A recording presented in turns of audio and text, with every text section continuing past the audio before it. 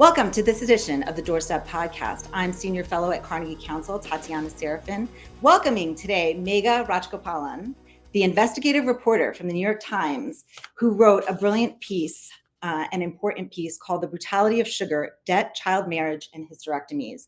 We're going to discuss this piece in Megha's work at the New York Times in a special edition and joint edition of the podcast with Marymount Manhattan College's Social Justice Academy. We're here live with students here at Marymount Manhattan College, engaging with this very important work that speaks to our audience everywhere and audiences everywhere, bringing international issues to your doorstep. Because this work actually discusses something happening in another part of the world that we take for granted. And we'll go into that and sugarcane production more in a second. But Megha, I wanted to again say thank you for coming and speaking with us. And I want to start out because we have a lot of journalism students in this piece, and I feel like many in our audience ask about how journalism is made today, how you get the ideas, how you get the stories. This project was a collaboration between the New York Times and the Fuller Project. And I'd like for you maybe to start and talk about the Fuller Project, the New York Times, the collaboration, and where the state of journalism and investigative journalism today. Yeah, thank you so much for having me on. It's really great to be here and to talk about this piece. So we were really lucky to be able to collaborate with the Fuller Project on this. They're a nonprofit newsroom based in New York, and they primarily work on issues affecting women, mostly in the global South. And it just so happened that I had quite a good friend who's an editor at the Fuller Project named Megha Rajagopalan, and we had actually been discussing this subject for a little bit of time, and there had been some kind of press reports in India, kind of in local newspapers, about some of the issues around women's health and specifically the hysterectomies issue as it pertained to women sugarcane cutters. And when I started reading about it, I was like, there must be, Maharashtra is like a huge sugar producer, and I started to wonder if there was something we could do in the context of the global supply chain, and also something that would look at kind of the whole picture of all of the abuses that these women face, ranging from issues around forced labor and child labor and stuff like that, all the way to issues around their health and reproductive freedom. So we sort of started discussing that, and I ended up partnering with this reporter named Kadri Inzamam, who is an Indian journalist and had an interest in the issue and had already sort of traveled to the region by the time we all started working together on it. So it was a really great collaboration because we both brought kind of different perspectives to the work, and also because we both had sort of different kinds of interests in it. Yeah, I believe these collaborations are so important, and it's important for our audience to understand that it takes a lot of effort to put together these kinds of stories. One of the other aspects of the story that's really interesting, if you look at it online, are all the photos and the videos. I mean, you had a big team going out there and creating this work. In the piece, you talk about the many reporters that worked on the project. Can you give us a sense of the scope and the timing of the project? Yeah, so I am exceedingly lucky, I think, in the context of modern journalism, in that I have a job that sort of affords me, more time than most people would have to work on projects like this. Because I'm an investigative reporter, it's sort of expected that things will have sort of a broader perspective and, might take a little bit longer. I think this was kind of a long time frame, even for me. But I just learned a ton. I joined the Times only a year and change ago. I think year and a half, something like that. And it's just been a really amazing experience to see the resources and the effort and the care they put into big journalistic projects like this. As far as our team, I mean, if I hope everyone had a chance to look at it online, but I just thought the visuals were just so stunning. I was lucky to be able to work with a really amazing Indian photographer named Samya Khandalwal, who not only took all of the photos, but also did video, set up drone shots so that we could see sort of the fields around the factories and give readers sort of a sense of the scope and like the scale of what is actually happening. And we also worked with a woman named Ankur Tangade, who is like a kind of like a local researcher and a translator. And she was not only great at the kind of research and interviewing part, but she also happens to speak the very specific dialect they speak in that part of Maharashtra, which is I learned as like quite an not obscure, but like it's it's kind of a singular dialect, and it's like it's not really mutually intelligible with dialects of Marathi that are spoken in big cities like Pune and Mumbai. So like that was really lucky. And then I think like the four of us sort of worked together on the project, and also with my editor at the Times and the editor at the Fuller Project. So you mentioned you spent a lot of time working on this project. A lot of it is on the ground work, which we feel in the piece because we get these very personal stories. And you mentioned at the top, you're looking at the supply chain. So you're looking at the women working in the fields and that can of Coke, Pepsi, that chocolate from Cadbury you get at the end. So that, we don't often think about this. We go into a store, we think it's accessible, especially here in the West, right? We're here in New York City, shelves are full, we can get whatever we want. We don't often think about the origin of it. And I think that's what's so important about this piece and about your work is kind of bringing to light the issues of the global supply chain in the sugar trade. And so when you're looking at this, where did you start? Did you find the women? And there are many women in this story. Miss Chara, is that her name? Chowry, yeah. Her story was one of the big threads in the piece. How did you find her, and how can we relay her story to that can of soda you're buying in the market? So like when I've done these supply chain stories before, and the challenge, the challenges vary, but like generally the challenge is how do you connect, like you said, like that one product, like that can of Coke or like whatever the product is, to the people that actually make it. And like it sounds like a simple question, but in practice it can often be quite challenging. So when we went into this project, I went into it thinking I want to be able to find laborers, or at least like one person who has like a like basically has a direct connection to like a can of Coke or a can of Pepsi or like whatever the product was going to be. We didn't necessarily know it was going to be Coke or Pepsi at the beginning, but yeah, so like essentially what that required was figuring out how the system actually worked. In the beginning I was thinking this is going to be a nightmare because in India like sugar is produced primarily on smallholder farms. It's not like the way it would be in Dominican Republic or like other countries that produce sugar that are quite dominated by one particular company on the agrarian side. India is not really like that. So I was thinking among all of these farms, how are we going to figure out who supplies what sugar mill that supplies what multinational. And it turned out that that wasn't really the issue. Like we ended up finding out that the system was essentially had four parts. Basically there's the company that buys the sugar at the very top, so that could be a multinational, it could also be an Indian company, of course. Underneath that you have the mills that refine the sugar, that basically produce the sugar out of sugar cane. And under that you have these middlemen who are responsible for hiring the laborers. And then below that, you have the laborers themselves. The farm owner, like the landowner, almost doesn't come into this specifically in this part of Maharashtra as far as like the labor is concerned. Like the farm owner like basically gets a cut of the profits, or like basically from selling the sugar that's grown on their land, but they're not really responsible for like hiring the laborers or anything like that. So that's what makes this part of India like quite unique. In other kind of sugar producing parts of India, you don't really see the system, particularly in the northern belt, like in Uttar Pradesh and other places.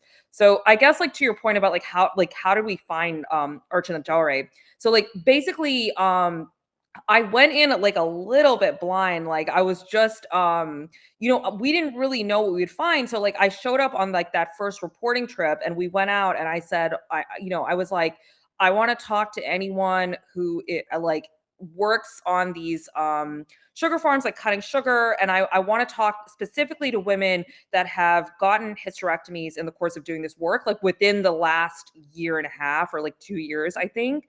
And the reason we were looking at that time frame is because basically in 2019, the government like there was like a governmental report that like sought to reform the situation. So I wanted to see if that report had actually done any good. And we ended up finding tons of these women. And at first I was like, even this is going to be hard because, a lot of these women, for the most part, they have left school like quite early. Many of them don't really consider themselves to be literate. They don't manage their own finances. Generally, it's their husbands that do it. So they don't necessarily, there's a lot of things like, even about their own lives that they don't have the ability to determine and don't necessarily know in like great depth. So I was sort of wondering like, how much they would know about, just this entire system. And it turned out they knew a lot. They knew, like, I think almost every single woman we talked to, they, even though it was their husbands that were mostly dealing with these middlemen, they had their contacts. They knew all about them. They had met, they talked to them and everything. They also, generally knew like which sugar mill the sugar that they cut, the sugar cane that they cut was supplying.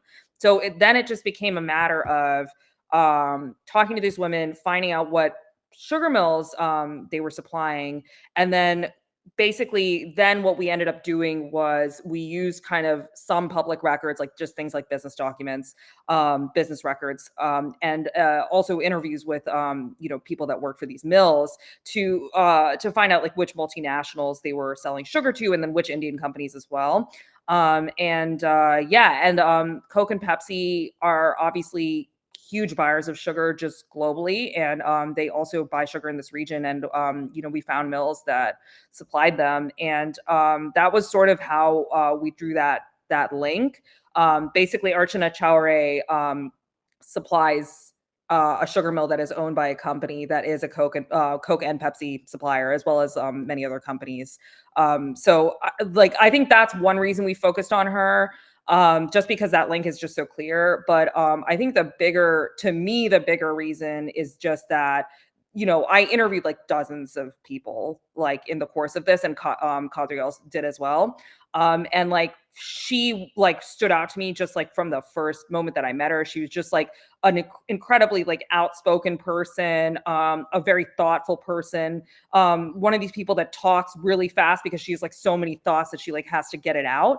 And I thought that was really is kind of like a great character, I think, to bring to readers, because she's not like a person that is like, you know, just like, she like when you talk to her, you don't have this feeling that like she's the sum of all of these bad things that have happened to her. Like she has a real spirit about her. She has ambition. She is, she has things that she wants to do in life, and she's also a mother and cares deeply for her children. And and like there was a real complexity to that. And I'm really grateful that I met her, because she was an amazing person to write about.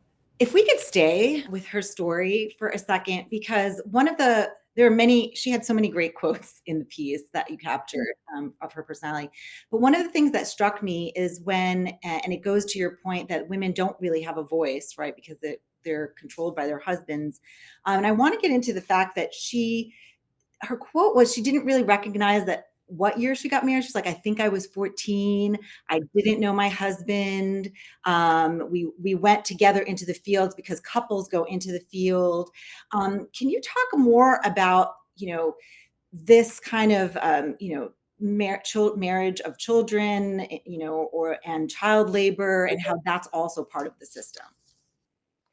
Yeah, so this is like, I think this is sort of in a way like where this kind of exploitation starts, is like when when these people are very young, and particularly for girls, but also including boys. So I guess like pretty much every woman that we spoke to said that she had gotten married essentially like as a teenager. Child marriage is of course illegal in India, and it's something that they are trying to eradicate. But I mean, I think like there are like mixed reasons for this. Like I'm not going to say that it's totally the sugar industry's fault or anything like that. I mean, there are cultural reasons this happens. There are economic reasons this happens. But in terms of the sugar industry, like what surprised reminds me is that this type of work like is really one of the factors that influences families to push their daughters to get married really early. And the reason is that when basically like when a man goes to cut sugar, right, he can do it by himself, but if he brings his wife along with him, and it is almost always like his wife, it won't be like some other kind of partner, like like a friend or something like that, he can essentially make double the money for the household, right? So the way it works is that the man cuts the sugar and that the woman bundles it, right? So many of these women, they come from sugarcane cutting families. Like their parents were sugarcane cutters, and they're sort of like born into this work, right? So when they sort of become like, preteens or teenagers, like it becomes like a little bit of a burden on the family, because when they go into migrate to cut sugar, they have to take their daughters with them.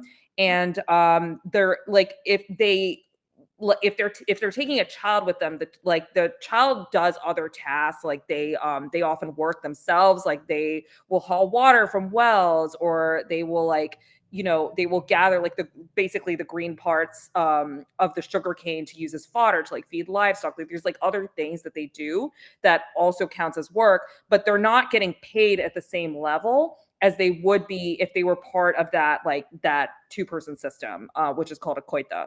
So essentially, like these families think like, well, I can't keep migrating with my daughter forever. If she gets married, she will then be able to bring in money. And they think, it's just about time to do that.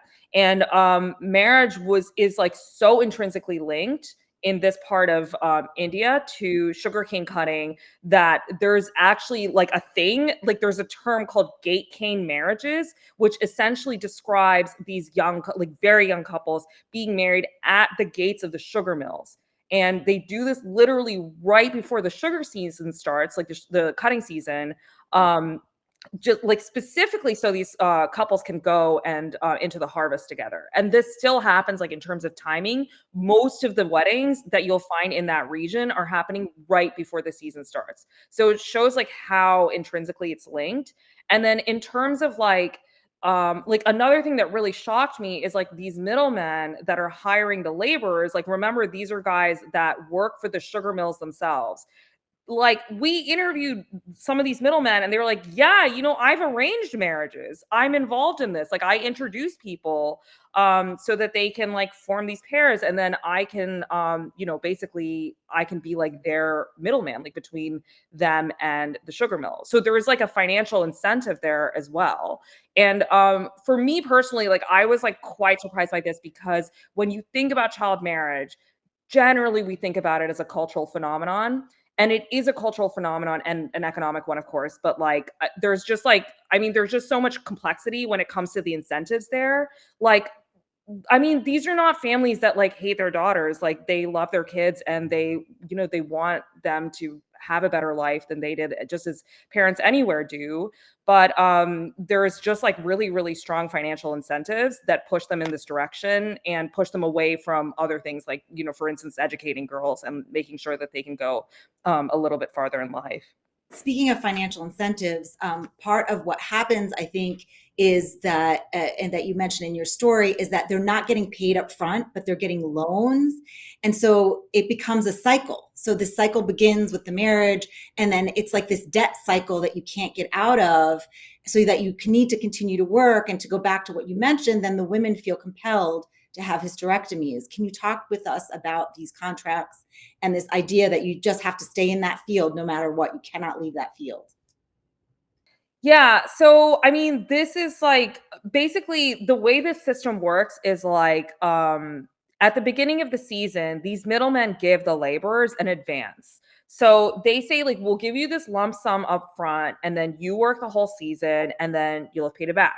So sounds good, right? And like I think that there are like benefits of this system like to the laborers. Like for instance, if you need to fix your roof or like if you whatever, if you have to pay a medical bill or something, it's kind of good to have that lump sum of money. And the middlemen will say because of that, like the laborers actually want it that way, and we can't do it like, we won't be able to track people if we pay them, in a normal way. But what actually ends up happening in practice is that they get this lump sum and then they end up working the whole season, but it like inevitably they're not able to pay it back at the end of the season. And this is like due to a lot of things, but like, one of the things is just like straight up duplicity. Like a lot of these contracts are just like word of mouth contracts. They may not even be written down. And like, it's because like the literacy rates are not super high to be able to understand that kind of language as well. But like because of that, it gives the middlemen like freedom to basically say like, well, you still owe money. They will also deduct money. Like for instance, if somebody goes, if it has a doctor's appointment, if they're sick, if they're pregnant, if they're on their period, like if they're, like for any of these reasons, like not only do you not earn that day, you have to, because you took that advance, you actually have to pay the middleman back for missing that day of work. And like this results in like this is catastrophic, right? Because it results in women, working literally until the day that they give birth. Like they'll be out in these fields. Like we interviewed a woman who had given birth, like, on the field itself, like because she just didn't want to miss work. And then she had her baby and like the women around her basically helped. There were no doctors or anything. And like they cut the umbilical cord with whatever it was they had lying around, and she was back at work like a week or two later. Like it's that strenuous. So basically, like, I mean, this advanced system is really interesting to me because obviously in India you have in a lot of different industries you have issues with predatory loans. And this is not a conventional loan because they're not like charging interest per se, but it turns into like, because of the kind of like difficulty of like paying it back, it turns into this system that is like many people have told us is like essentially tantamount to debt bondage, because like year after year after year, they have to keep coming back. And I just wanted to add that like one question that we've gotten a lot on this story is like basically like, yes, this is bad, but what else would these women do, right? I mean, there's not a ton of industry where they live. And the thing is, like, we asked a lot of these women that, like, what would you do if you could kind of get out of this thing where you have to keep going back year after year after year? And, lots of them said, well, we want to migrate, like we would migrate to a city, be a housekeeper, basically like just do something else. I think primarily what a lot of these women express is that they wanted to do work that wasn't like agrarian work, like they wanted to agricultural work. They wanted to do work that is, like in the home or basically like sheltered from the sun, because that was the thing that was sort of the most difficult about it, as well as just, the fact that the labor is really backbreaking. Um, And speaking of that report and the labor being backbreaking, I went to look at the response that Coca-Cola gave to your article. And they said that they condemn abuse in any form within our supply chain and take these reports very seriously. We are committed to respecting human rights wherever we do business and have prioritized addressing these issues in our global operations and supply chains. Your work made an impact. They responded. Have you seen an impact in terms of what they're really doing? Yeah, I mean, yeah, I think this is a good question. I mean, that's something that we're trying to report out currently. We this is like a line of coverage for us, and we will hopefully continue to follow it, I think. Like, yeah, I mean, I have not yet seen any like anything from them basically saying that they are going to cut out these suppliers or do something else to try and change the system. I just want to emphasize, like, for Coke's part, or any multinational, not to single out Coke, like any multinational that's sourcing there, it's not just about cutting off problematic suppliers, like, because this system exists like in the state. I think for multinationals, like they have made commitments, right, to say like, we're not going to use forced labor in our supply chain, we're not going to use child labor. These are all things that they say to consumers so that consumers can feel good about purchasing their products. Like they trade off of that reputation. So like, I mean, they can do any number of things to tell their suppliers, we want more information on the workers that you're hiring and what they're being paid. We want to put money into CSR programs to like set up schools or like any number of initiatives like that. We will not work with you if you don't comply with our principles about human rights and supply chains. They have the ability to do all of those things. I think like whether they take any of those paths or any other path that might be open to them, I think it sort of remains to be seen. I guess like for multinationals, sometimes it can be a slow process. These are like, I mean, especially like Coke and Pepsi are like absolutely massive companies. And, just because they haven't done anything yet, it doesn't necessarily mean that they won't. Is there anything, at the doorstep, at the consumer level that we can do? One of the ways we're doing it here at Carnegie is bringing the issues and raising these issues and highlighting these stories. But is there anything more that consumers can do that you found in your research to kind of connect that supply chain right to our local market? Yeah, I mean, I guess it's important to note that like the products that are being made with this sugarcane are not necessarily being sold in the US. Although it's the same companies. So I guess like on a purchase level, I wouldn't say like stop buying Coke or whatever, because it's not necessarily the same thing. In terms of like what consumers can do, I mean, like in general, I think like there has been this movement of consumer awareness of just like of the impact that our purchases have on the world, and like particularly with the younger generation. I think it's been like really inspiring actually. So I think like just in like all of our purchases, like to be more conscious, I think it actually does matter. Like I think when you look at it like in a couple of year time frame or whatever, it looks like it's not doing anything. And I think that it is probably moving slower than like that conversation is probably moving slower than many people would like. But I think like if you look at that conversation over the past, I don't know, like maybe 25 years or something, there have been really big changes in how brands treat supply chain management. There is actually a very interesting law that has come onto the books in the EU this year, which is a law that it's called the Supply Chain, the Corporate Sustainability and Due Diligence Directive, which aims to essentially it will compel companies to eradicate human rights abuses in their supply chains.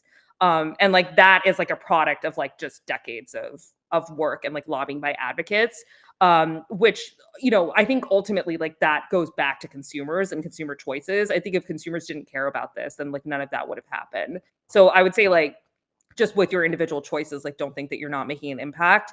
I think that's one thing. And then the other thing I would say is just like the very cliche but like effective, like write your lawmaker. I mean, I think there is a limit to what the US can do in cases like this, because just because like the sugar is not necessarily being exported to the States. So like before this project, I had worked a lot on China and on products made with forced labor in the west of China. And in those cases, like the US government took a few years, but eventually took quite a hard line on products being exported from the Xinjiang region of China, because like of the overwhelming evidence that forced labor was being used. And they have, they have the power to do that because there is a law in the books in the U.S. that specifically bans goods made from slave labor to be imported to the U.S. In practice, there are people in the U.S. government that have to figure out if goods are made with forced labor, and that is an extremely laborious, like difficult process. And they often can't figure it out, unless they have reports from NGOs and media and people that sort of look at this and publish about it. But I think that it's something that the US government cares about. And like when they do find like concrete evidence about it, they seem to act on it, I think. Thank you. I'm gonna, we have our live audience here. I want to see if there's any questions.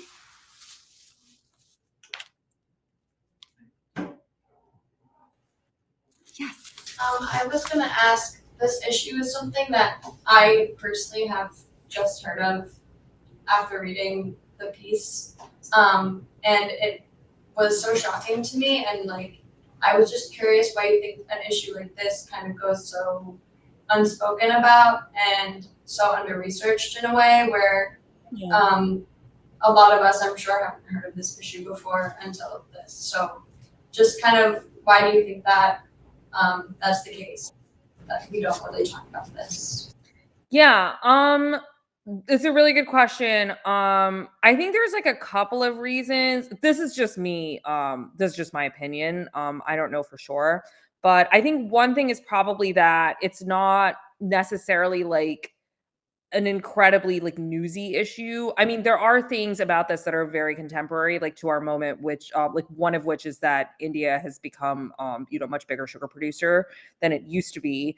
And also just like the rise of the Indian economy, I think is really important as a piece of context. But like it's not something that has like this hysterectomies thing has been going on for like a really long time, like decades, in fact. But like I think that also shocked me that like nobody had sort of like fully put it together. It's not that it's not reported at all.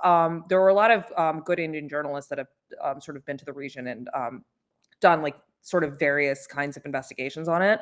But like I think what we wanted to do was like bring it to a broader audience and then also try and illustrate like how it connects to the rest of the world, and connects to multinationals specifically, and also look at kind of other aspects of the issue I think that had been underexplored, around issues like around debt and around some of the issues around child marriage. So I think that that's like probably one reason it's been underexplored. I think another is probably just that I think sort of very cynically that a lot of editors would see something around human rights abuses in India, like around people that make different kinds of goods, as like a story that's been told before, that something that's not necessarily unexpected.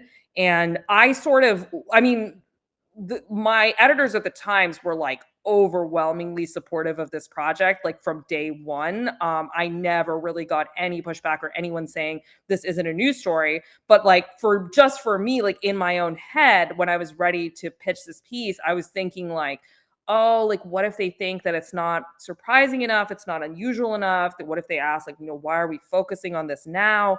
And like I think there is like some of that there, that you have a developing country that just doesn't have the best labor standards, and then you're writing a story about how that lack of labor standards is impacting people. It sort of like lacks the surprise element. I think this is kind of a problem in journalism. I don't know what the solution is. I will say that when you publish stuff like this, you never really know how people will respond to it. And in this case, it did like a crazy amount of page views, and then the video, we also published like a 3-minute video for people that don't want to read like that absurdly long article. But like the video also got tons of views on TikTok and on Instagram and on our site as well. So and I got lots of reader email, and I feel like it was a lot of people did come to the piece, and a lot of people read it. Just anecdotally from the people that I heard from, a lot of them were Indian, but a lot of them weren't. A lot of them, like you, were hearing about it for the first time, and just read it through. I think that, I mean, I would like to say that one reason for that is just like the narrative at the heart of the story. I think that's like a very helpful way to tell a story like this. Absolutely. And we want to thank you here from Marymount Manhattan College's Social Justice Academy and our students here for your time today, for bringing us this story. We look forward to following all of your work, and wish you much success. Thank you. Thank you so much.